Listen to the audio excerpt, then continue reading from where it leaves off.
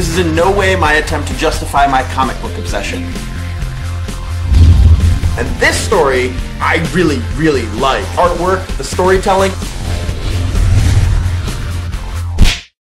Hello and welcome to another episode of The Pull List. My name is Travis. Let's talk about the future Batgirl film. More specifically, it was just announced that Joss Whedon will be writing, directing, and producing the future Batgirl film for DC/Warner Brothers. And with this news, there is a lot to talk about. The fact that DC and Warner Brothers are seriously making a Batgirl film, awesome. The fact that Joss Whedon is directing a new film, awesome. He created Buffy, Firefly, Agents of S.H.I.E.L.D. He co-wrote Toy Story. Did you know that? I didn't know that before today. Joss Whedon co-wrote Toy Story. Joss Whedon also wrote and directed Marvel's The Avengers and Avengers Age of Ultron. That's important, remember that. Whedon has gone on record saying that he'd love to direct an episode of Doctor Who, which would be amazing, but his only stipulation is that the Doctor has to be a woman. Whedon created Buffy after seeing the Hollywood formula of blonde girl goes into an alley and gets murdered in every horror film. He didn't like that. He wanted to subvert that idea and create a show based around the idea of female power, having it, using it, sharing it. Whedon is always asked, why do you write strong female characters? And his response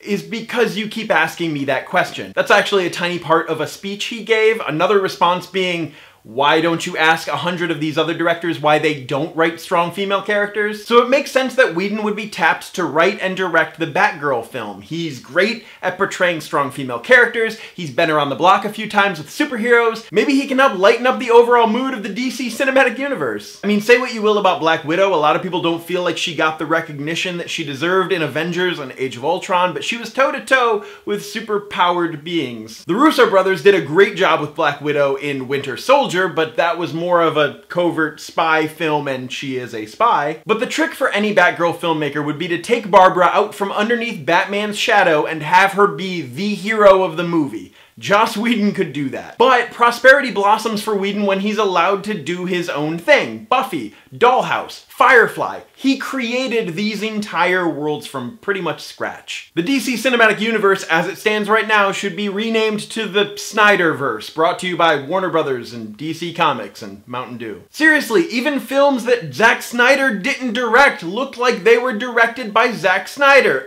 Suicide Squad. Even Wonder Woman looks Snydery from the trailer, and speaking of Wonder Woman, I do have an issue with one little thing. Patty Jenkins is directing the Wonder Woman movie, and that's great. A female-directed Wonder Woman movie is fantastic. But should a woman writer/director have been chosen for Batgirl instead of Joss Whedon? I'm not saying that Joss Whedon can't pull off a fantastic Batgirl film and that I'm not excited. I'm just saying you have to admit that there are far fewer opportunities for female directors in Hollywood than male directors. And a Batgirl film could have been a huge breakout directorial debut for some under-the-radar female director. Patty Jenkins has come out in support of Joss Whedon directing Batgirl, saying that she's excited for his fun approach, and maybe that's what the DC Cinematic Universe needs right now, a fun approach at a superhero film. And I'd have to agree, Joss Whedon is great with the quips, with the action sequences, with the character development, with the strong female characters, but there is one other giant elephant in the room. Joss Whedon directed two huge Marvel blockbusters, and now he's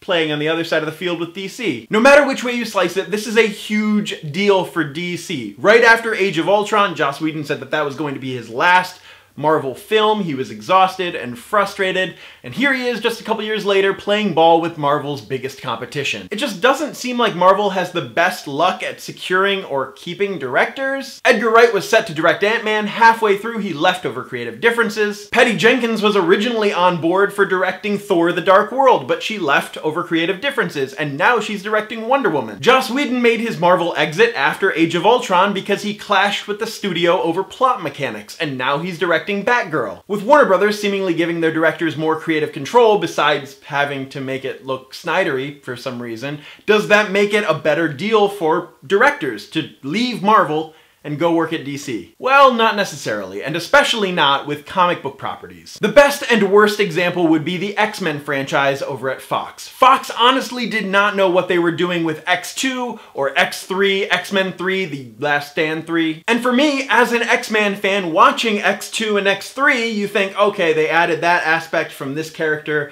and that thing from this story arc, and this from that story arc, and this thing and that character for some reason. They threw it all in a blender and this is the movie that we got. There are direct references to the comics in all X-Men films, but there are a lot of things that the directors and the writers just threw in because, hey, this would look cool, right? Yeah, we could do this with that character, we could do this, that, and it doesn't seem like they paid attention or cared about the lore. These characters are near and dear to fans' hearts. They have history, lore, expected character arcs, villains. You can't deviate from that too much. Marvel has figured out a formula for creating a universe tied together with plot, characters, development, and even though there have been a number of things that have deviated from the comics, it's been working out pretty well for them. This is the way the comics did it, this is the way Marvel does it, and it's worked out pretty well so far. So of course Marvel would want to stick to a pretty rigid plan for their directors to follow when creating these films. I can imagine many writers and directors would say,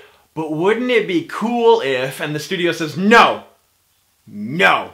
And then they leave over creative differences. So by switching teams to play at Warner Brothers for more creative control would be nice, but does that help the film in the long run? With Joss Whedon writing and directing Batgirl, I hope he's able to give his own spin to the story while still sticking close to the lore of the character and the universe. I want him to create his own story based on the lore, have creative control, and make something fantastic. As for a female-directed Batgirl, that would have been nice, but maybe a Joss Whedon-directed Batgirl is the shot of adrenaline that Warner Brothers needs right now. Whedon's track record shows that he's able to create worlds based on strong female characters, and that he's able to create interesting, engaging stories with previously established superheroes. Now, if Scott Snyder was directing Batgirl, no, I would not like that one bit. Whedon's track record is much better with women than Snyder's track record has been. In the comments down below, let me know what your thoughts are about Joss Whedon writing and directing the Batgirl film. Do you think that it should have gone to a woman director, or are you excited to see a Joss Whedon-led Batgirl film? Let me know in the comments down below. That's it for this episode of The Pull List. My name is Travis. Thank you for fueling my comic book obsession, and you will see me tomorrow.